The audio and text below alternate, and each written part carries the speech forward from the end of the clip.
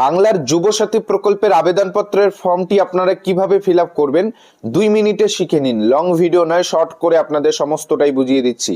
এই ফর্মটি fill up করে জমা করলেই প্রতি মাসে 1,500 টাকা করে পাওয়া যাবে। নারী পুরুষ উভয়ই আবেদন করতে পারবেন।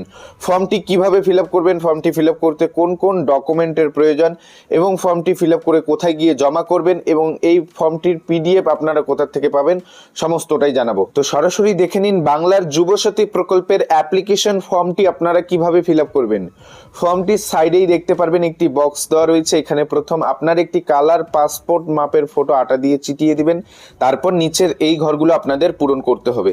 প্রথমেই দেখতে পাচ্ছেন দুয়ারি সরকার রেজিস্ট্রেশন নম্বর। এখানে আপনাদের হাত দেওয়ার কোনো প্রয়োজন নেই। আপনাকে প্রথম আপনার আধার কার্ডের নম্বরটা বসাতে হবে, অর্থাৎ আবেদনকারীর আধার কার্ডের নম্বরটা এখানে বসাতে হবে। এরপর যে আবেদন করছে সেই আবেদনকারীর নামটা এখানে বসাতে হবে। ইংলিশ ক্যাপিটাল লেটার দিয়ে ফর্মটি ফিল আপ করবেন, সব থেকে ভালো হবে। তারপর এখানে আপনার একটি সক্রিয় মোবাইল নম্বর বসাই দেবেন, 10 ডিজিটের মোবাইল নম্বর। তারপর আপনার যদি ইমেল আইডি থাকে তাহলে বসাই দেবেন, না থাকলে কোনো প্রয়োজন নেই। এরপর লিঙ্গটা পুরুষ না মহিলা সেটা কিন্তু এখানে বসাতে হবে। পুরুষ মহিলা উভয়ই কিন্তু আবেদন করতে পারবেন। আর কোন কোন প্রকল্পের সুবিধা পেলে আপনারা এখানে আবেদন করতে পারবেন না সেটাও কিন্তু জানাবো একটু পরেই। এরপর দেখুন এখানে আপনার ডেট অফ বার্থটা বসাতে হবে। 1/4/2026 তারিখ অনুযায়ী আপনার বয়স কত সেটা এখানে আপনাদের বসাতে হবে। ডেট, এরপর মান্থ, তারপর ইয়ার, এখানে কিন্তু এই ফরম্যাটে আপনাদের বসাতে হবে। আবারও জানিয়ে রাখছি 1/4/2026 অনুযায়ী আপনার বয়স কত সেটা কিন্তু এখানে বসাতে হবে। 21 হলে 21, 22 হলে 22, যেটা হবে সেটা আপনাকে বসাতে হবে। আর এই দিকে কিন্তু আপনাদের প্রথম তারিখ, মান্থ, ইয়ার এই ফরম্যাটে আপনার ডেট অফ বার্থটি লিখতে হবে। তারপর নিচের এই ঘরটিতে আপনার ফাদার্স নেম বসাই দিবেন। আপনার মাধ্যমিকের এডমিট কার্ড অথবা মাধ্যমিক পাস সার্টিফিকেটে আপনার বাবার নামটি যেমনভাবে দেওয়া রয়েছে ঠিক তেমনভাবে এখানে নির্ভুলভাবে লিখে দেবেন। তারপরের ঘরে মায়ের নাম, তারপরের ঘরে স্পাউস নেম। আবেদনকারী যদি বিবাহিত হয়ে থাকে, পুরুষ হয়ে থাকলে স্ত্রীর নাম, আর স্ত্রী হয়ে থাকলে স্বামীর নাম লিখতে হবে। তারপর নিচে এখানে category SC ST OBC general, আপনি যেটি হবেন সেটা এখান থেকে সিলেক্ট করে নেবেন। যদি OBC হয়ে থাকেন সেক্ষেত্রে OBC সার্টিফিকেটের নম্বরটা এখানে বসাতে হবে। তারপর এখানে ম্যারিটাল স্ট্যাটাস, যদি আবেদনকারী বিবাহিত হয়ে থাকে সেক্ষেত্রে বিবাহিত দিতে হবে, অবিবাহিত হলে অবিবাহিত দিতে হবে। এখানে কিন্তু ম্যারিটাল স্ট্যাটাসটা দিতে হবে। তারপর নিচের এই ঘরগুলোতে আপনার কন্ট্যাক্ট ডিটেল দিতে হবে। প্রথম আপনার বাড়ির নম্বরটা এখানে বসাতে হবে। আপনার বাড়ির নম্বর যদি জানা না থাকে তাহলে আপনি 2026 সালের ভোটার লিস্টটি ডাউনলোড করে নেবেন, সেখানেই আপনি আপনার বাড়ির নম্বরটি পেয়ে যাবেন। তারপরে নিচের ঘরে আপনার ভিলেজের নামটা এখানে লিখে দেবেন। তারপর আপনার পোস্ট অফিসের নাম, জিপি গ্রাম পঞ্চায়েত হলে গ্রাম পঞ্চায়েত, ওয়ার্ড হলে ওয়ার্ড, অর্থাৎ শহর অঞ্চলে থেকে থাকলে ওয়ার্ড দিয়ে দেবেন। এরপর মিউনিসিপ্যালিটি, ব্লক যেটা হবে সেটা এখানে লিখে দেবেন। তারপর এখানে আপনার police station, district, pincode, state, অর্থাৎ এখানে কিন্তু আপনাদের পুরো অ্যাড্রেসটা দিতে হবে। তারপর নিচের অংশে আরো একটি ফর্ম দেখতে পারবেন, আর এই ফর্মটিতেই আপনাদের সমস্ত গুরুত্বপূর্ণ ডিটেল দিতে হবে। এই অংশের ঘরগুলোতে আপনি যে তথ্যগুলো দিবেন সেগুলোর উপর নির্ভর করবে যে আপনি যুবসাথী প্রকল্পে প্রতি মাসে 1,500 টাকা পাবেন কিনা। এক কথায় যুবসাথী প্রকল্পের টাকা পাবেন কিনা এই অংশে যে তথ্যগুলো দিবেন তার উপর নির্ভর করবে। প্রথম দেখুন মাধ্যমিক বা মাধ্যমিক সমতুল্য পরীক্ষার বিবরণ।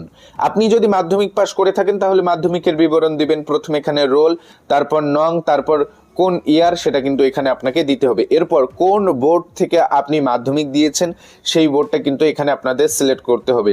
West Bengal board of secondary নাকি CBSE নাকি ICSE সেটা কিন্তু আপনাকে এখানে সিলেক্ট করতে হবে বা এখানে টিক মার্ক দিতে হবে। তারপর এখানে এডুকেশন কোয়ালিফিকেশন, আপনার শিক্ষাগত যোগ্যতা। আপনি যদি MA পাস করে থাকেন তাহলে এখানে MA লিখে দেবেন, BA পাস করে থাকে BA লিখে দেবেন। মূল কথা আপনার সর্বোচ্চ শিক্ষাগত যোগ্যতা কি রয়েছে সেটা এখানে আপনাকে উল্লেখ করতে হবে। তারপরে নিচের ঘরটিতে লিখতে হবে বর্তমানে আপনি পেশায় কি করেন। আপনি যদি স্টুডেন্ট হয়ে থাকেন তাহলে এখানে স্টুডেন্ট লিখে দেবেন। তারপরের ঘরটিতে ব্যাংক অ্যাকাউন্ট ডিটেলস দিতে হবে, যে ব্যাংকের সঙ্গে আধার লিঙ্ক রয়েছে। কিভাবে ডিটেল পূরণ করবেন, প্রথম ব্যাংকের নাম, আপনার কোন ব্যাংক, স্টেট ব্যাংক হলে স্টেট ব্যাংক, পাঞ্জাব ব্যাংক হলে পাঞ্জাব ব্যাংক, সেন্ট্রাল ব্যাংক হলে সেন্ট্রাল ব্যাংক, এখানে ক্যাপিটাল লেটার দিয়ে লিখে দিলেন।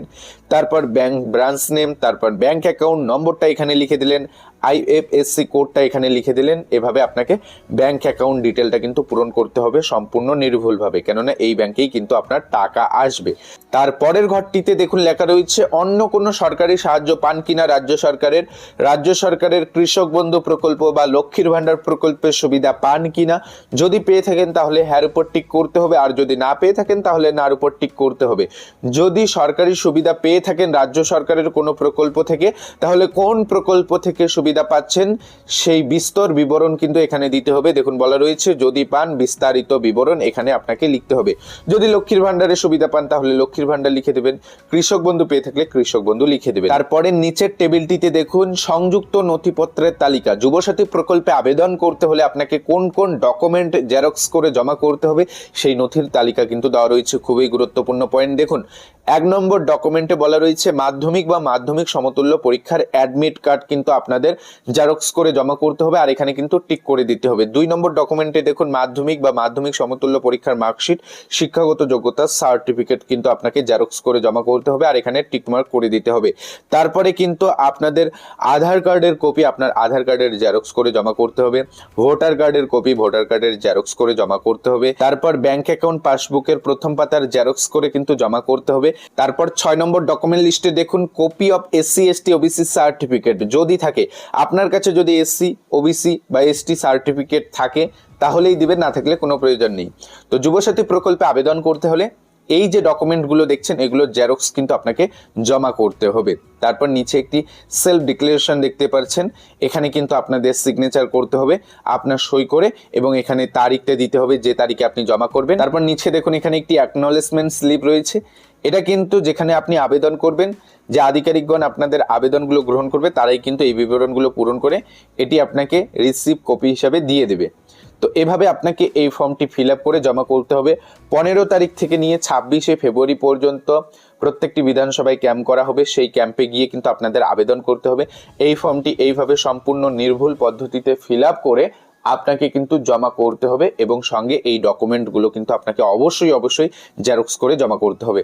তো আজকের এই ভিডিওতে এটাই আপডেট জানানোর ছিল, অর্থাৎ যুবসাথী প্রকল্পের সম্পূর্ণ ফর্ম ফিল আপ প্রসেস দেখানোর ছিল।